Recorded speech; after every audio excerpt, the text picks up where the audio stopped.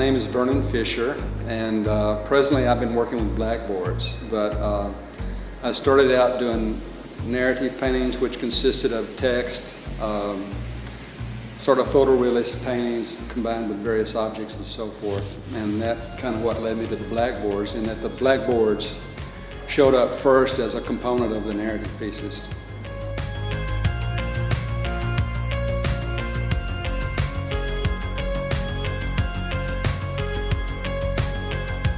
When the blackboards showed up as a component of another thing, they seemed to reach out to me in some kind of way. Once you frame something as a blackboard, there's a whole constellation of associations that come with that. You know, it expects to be written on, and you also expect it to be erased. The fact that it looks like it can be erased is important because it makes the blackboard feel vulnerable. And people, they're afraid to touch the blackboards because they still can't believe that it's not chalk, you know.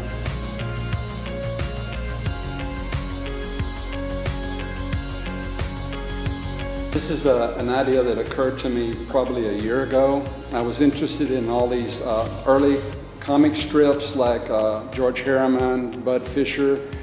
And you see these early comic strips and they're all kind of like slapstick. I mean, they're sort of nonsensical. All that happens in the 4 frames that would appear on the Sunday strip would be some confrontation and some guy ends up in the corner with a black eye, motion lines around him, and stars. So I'm saying these characters are seeing stars. And I thought that the motion lines that you see around the characters, like these swirling lines and stuff, reminded me of the same kind of thing, the lines you see in Starry Night, the famous painting by Van Gogh. So that was the beginning of the idea. So I collected cartoon images with motion lines and stars, which you mostly find in the beginning of the comic world, you know, early 20th century. Next thing I had to find, or felt the need to find, was a map, and I needed an archaic map.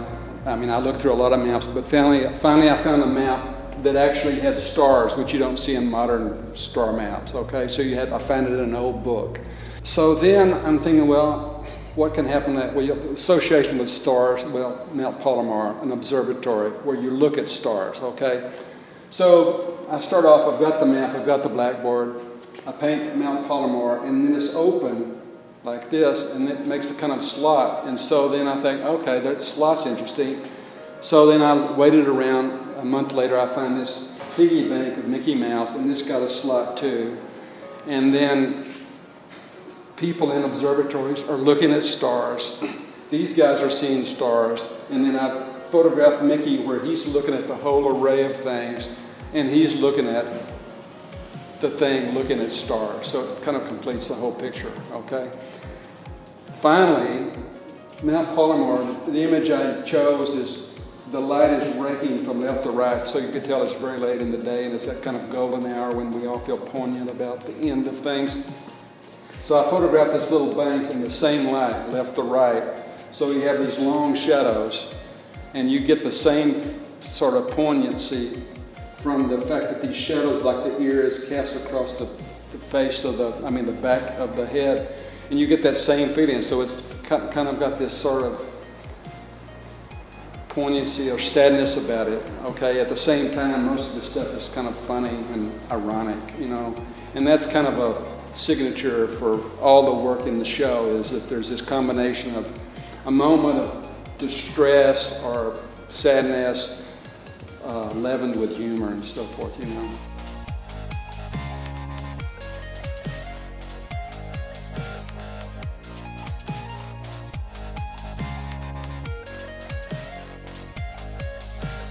I have thousands and thousands, probably 10,000 images already on file in my computer or in folders, and I add to it weekly, you know. And basically what I'm doing is on a kind of treasure hunt. So I just wait till things kind of connect, and then I wait longer, and then something else connects, and then finally I kind of put it all together. It comes out of the concept of, I think it's called embodied cognition, that we basically make our way through the world with the information that we get from bodily experiences, you know. Oh, I'm feeling up today, okay? So if you really watch your language, you realize that you describe the world in words that have physical kind of beginnings, okay? And so taxonomy or categorical kind of things really make a lot of sense for these paintings because they really are examining how our minds work. Not in any scientific sense, but at some kind of intuitive kind of level, yeah.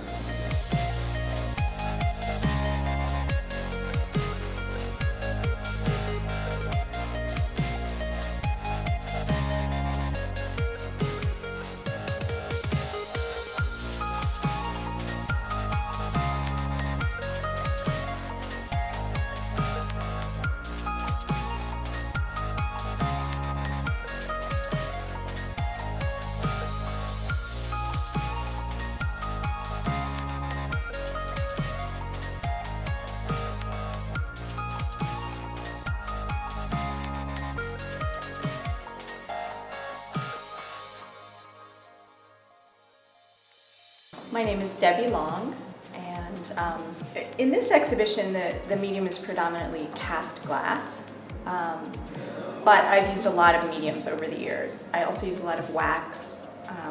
I use glass less for the medium itself and more to access light in the work. It's really recent, and who knows if I'll continue to use it after this. I'm kind of just feeling my way through it, and I did an apprenticeship in a bronze casting foundry after undergraduate school. So I learned how to cast, but I wanted to work with light. And so I was trying all these different materials to try to access light, including painting and trying to paint light. But really what I wanted was something real in the physical world that I could make. I actually got an old kiln from a friend and wired a little computer to it and started teaching myself to cast glass, which is really similar to bronze, like the metal casting process, but I wanted to get color and light in the actual object. And so it was just kind of a continuation of everything that I was doing, you know. I mean, as I learned more and more techniques, I kind of just used what I had and tried to figure out how to get light into the objects that I was making.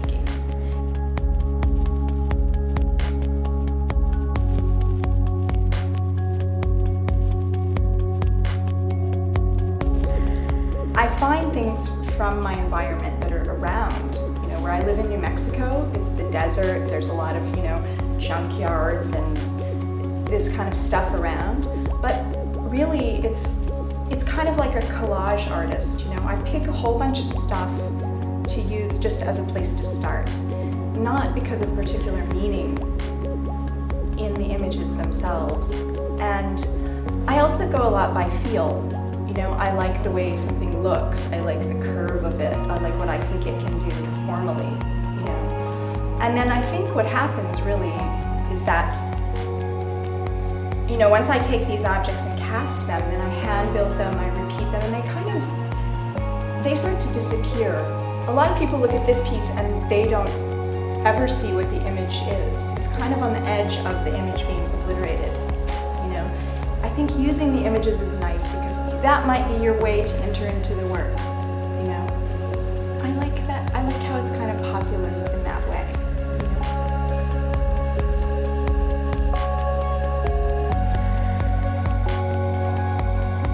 know? Originally, my choice of materials, like I said, was to try to get at light and color, and the way it operates in the physical world rather than as part of a painting.